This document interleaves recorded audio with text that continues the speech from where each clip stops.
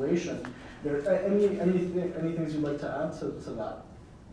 To the school context, or school, just generally to being racialized, or the identity marker of being racialized. How do people feel about it? How does it emerge in their lives? Is there something you'd like to? Yeah, I think you're moving back to what has previously already been said around. There's the individual experience of being racialized, and then there's the systemic experience of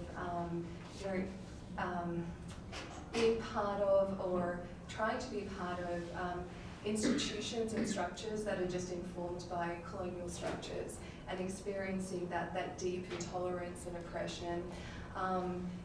Working in Surrey, we see it's an incredible diverse community. Over 79% of the population identify from immigrant backgrounds. And what has always been the most difficult work, working for a settlement organisation, has been the equity piece. And when I talk about settlement work, I mean the immigration settlement framework itself is deeply colonial, deeply oppressive, in every sense of the structure.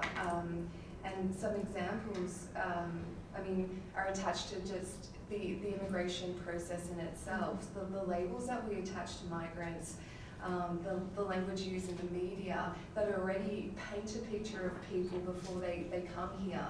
And even for people who are born in Canada, are deemed Canadian, that still get put in these boxes. To the determination process for folks who do want to come here. I mean, the immigration system is based on a point system, and then once people are here, what they're able to access based on status, of immigration status, and then the requirements to maintain status, and the requirements to become Canadian. I mean, what is so interesting to me is that we have a citizenship curriculum that we have to teach as part of a settlement course. And this citizenship curriculum has completely erased the Indigenous history, culture, voice of what this country is. And the curriculum itself is supposed to teach people who have come here what Canada is supposed to be about, and then they're tested on it. So it is deeply, deeply entrenched in these oppressive colonial structures. And so, sorry, now I need a jacket to talk about now too. But I mean, sorry, back to a solution-driven, positive outlook. I think where the strength in that is, I work with people who navigate these challenges, and I also, being a daughter of migrant parents myself, first generation Australian, I saw it firsthand as well. My mum navigating that situation too, being from North Africa, and so that I know that informs our work at Diversity. It informs certainly my role to move away from those categories and that one dimension and colonial aspect of what it means for settlement and integration. And I think in Canada we don't really speak well to racism and to these structures. I think there's when I think about racism, it's this. It may not be as explicit as what we see in Australia or maybe in America. I mean, we can see explicit demonstrations like you mentioned, but it's this underlying harmfulness, these microaggressions that are in every single system and interpersonal interactions. And so I think having these conversations and questioning these systems and structures, and then identifying the leverage points for change, we all have a place to do that, and certainly within the settlement sector we do. I'm really happy I threw the question at you, because I thought that was a great response, so thank you for sharing that. Thank you. I don't know if you want a last word, it's on you. Also, you're more than welcome to share your perspective working in I mean, right now, Yeah. you work in government, but you've had lots of roles leading up to that. I don't know if there's something you'd like to share with us on your perspective. Yeah, I'll chat a little bit about what kinds of things we've been doing in government, and I want to acknowledge my status on this panel as a white woman representing a very colonial institution. And kind of all the problems all of this brings. So if anybody wants to say when I speak, feel free. I'm going to try to keep my white fragility in check. I'm going to stop you here. Yeah. I have been working in this field for 20 plus years, and I have seen Alison doing this work. So she's not stranger to this. So when we talk Thanks. About allies, I think you are one of them. Oh, so thank you. for That means a lot. Yeah, Listen, thank you yeah, for being it here. means a lot. Yeah.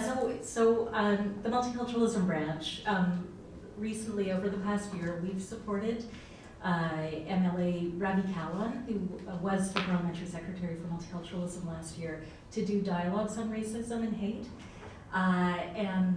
He traveled around BC. He went to 13 communities. He did 21 dialogues with people who were being directly impacted by racism and hate over the summer. And I'll speak a little bit about what he heard and the kind of things that we're doing in response right now, and whether that's enough. It's not, but it's a start. So he met with quite a lot of different community members who and the feeling there wasn't as much optimism as maybe we started out with. I think the feeling was that people were being heavily impacted by racism and hate, scared of what was to come, scared about kind of the tone in our society right now. We also went to some communities where we saw a lot of denial among leadership in the communities that this was a problem. I know Emily Callan had the experience of being a man of color himself, often sitting in a dialogue where most white leaders were saying, I think our community's fine, the odd isolated incident happens, and then after the dialogue, people of color would approach him and say, actually, it's not, it's terrible here, we've got, multiple problems. So we heard that, people who are scared, primarily white people, white leaders in denial in some communities. We heard a lot about that many racialized people just still struggling at a very basic level just to get respectful treatment when they're accessing public services. That came up time and time again. The level of racism people encounter when they're at private institutions, at public institutions, and so meeting constant theme. And we heard also about a lot of great grassroots community actions that were taking place, but people wanting more coordination and support. So in terms of what we're doing right now in the provincial government is we are rolling out a new program called Resilience BC. It's a new, we have previously supported a program some of you may have heard of called the Organizing Against Racism and Hate program that gives small amounts of funding to individual community organizations or individual communities to bring together partners around tables to really look at the issues in their communities. And so we're bringing in a new hub and spoke model that's going to continue to some extent the aura types of services, but also bring in more supports and more coordination supports. So I think that's kind of where we're focused right now is how can we better support communities. We know that there's a lot of good initiatives going on at the grassroots level, but can we bring more supports and tools and resources in? But I again, lots of work. I think lots more work to do in order to address systemic racism, institutional racism. Great. Well, thank you for sharing some of the things that has been going on at the government level to try to create this. Maybe we can move on to our next question, because we're also going to, with these things, as these things usually go, we're going to run out of time, which is always unfortunate because we could probably talk about this for hours and hours and hours. But the next question I had for you, I had this conversation with Lillian Ma, who's the executive director for the Canadian Race Relations Foundation. And she spoke to me about the need to take baby steps in the work for fighting for the improvement of race relations. Not because baby steps are the only steps we can take, but she spoke to the idea of like taking small incremental steps that will get us to a better place than expecting dramatic transformation or radical transformation overnight. So the question I had for you is like, what are some of the baby steps we can take today to get to a place of greater optimism down the line? And then, just for the sake of the conversation, what are the leap forwards that we can also then take? So baby steps, and then thinking, pie in the sky, what's a leap forward that we can take to ameliorate the current situation? So again, I'll throw the question out to anybody who'd like to answer it. I mean, maybe I can share an educational one. Sure. Okay, so something I'm thinking about recently about baby steps is like, according to whom? Like, this work isn't moving fast enough, and that's part of the frustration for people, repeating your story multiple times, filing complaints, writing it out, talking about it several times. So I feel a tension with like baby steps and like for whom, but I understand also how slowly systems change for a variety of reasons. So I think baby steps are okay as long as they relate to a leap forward. And an example for me at the school board would be something like the public process to have your voice heard. So say you experience an incident, where do I go? Who do I talk to? What do I do? And having your voice recorded into public record is a really important feature of the democratic electoral system. So being able to do that is really important in order to get action and have your record recorded, your voice recorded. So to do that though, you need to have English literacy to make a request to speak. You need to have digital literacy in order to file that request to speak. And you need to be able to speak your story in public, like again. So this is a pretty multi-layered barrier if you're somebody who's a young person, for example, who's experienced racism several times or once, or have witnessed it and want to do something about it. So that's a small step we can do, is actually how do we unpack that process to make it more accessible?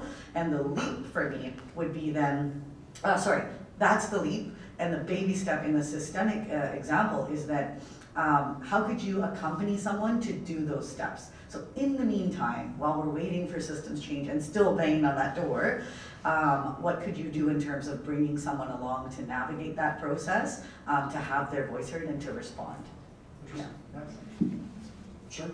Yeah, so Daniela and Jen, Yeah. I need you to bring my Oh, poster. yes. I'm going to just tell you how we did at UVic at the University of Victoria. What we did is we take giant baby steps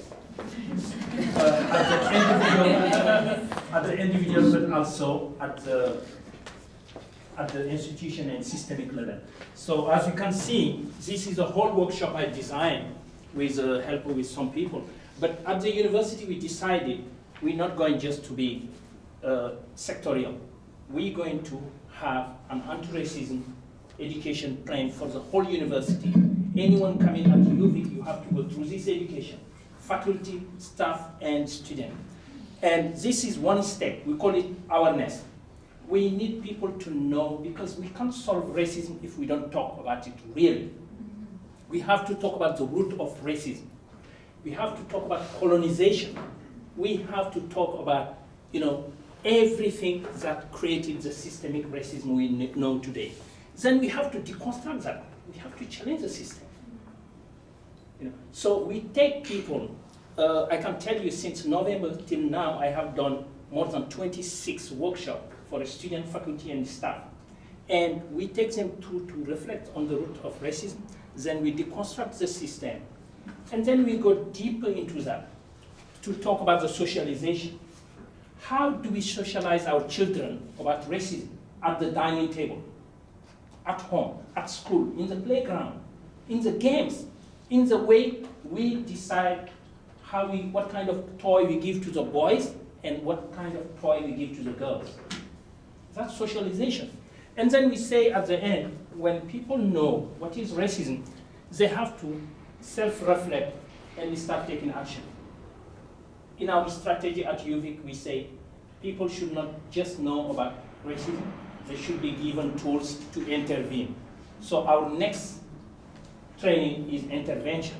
And when we finish intervention, we train trainers, white, black, any kind of races. We put them, pair people together to do what we call global change, or we call it social change. So those trainers are paid. You know, we train them and we pay them so that they can go with me and be part of my program to train as a student, as a staff, as a faculty. So what I want to answer to your question is that we can't deal with racism if we don't talk about it at the individual and the systemic level, but we have to go deep into Canada's history. Last piece. Do you guys know that when South Africa decided to design the apartheid, the racist system, and they went around the world looking for a template, do you know that they came to Canada and copied the way Canada did with indigenous people? Do you know that? So, it looks like in terms of racism, Canada has the best practice. Thank you. All right, that was pretty much given like a university lecture that I appreciate that. Yeah, anybody want to respond? Any thoughts to that? Yeah, it's not a direct response to that, although I do love the visual aid. I'm feeling a little envious right now. Yes. What I was going to say in answer to this question is less a baby step than an initial step, because I think it's actually quite a large step. But I think something that is concrete, that government, but others as well, can do is about data collection. That before we can take action on so many of the bigger pieces around all kinds of manifestations of racism and injustice, is we need to know the data behind it. And the perfect example of that is the Ontario Human Rights Commission has been working on racial profiling in police, by police, and a big victory of theirs has been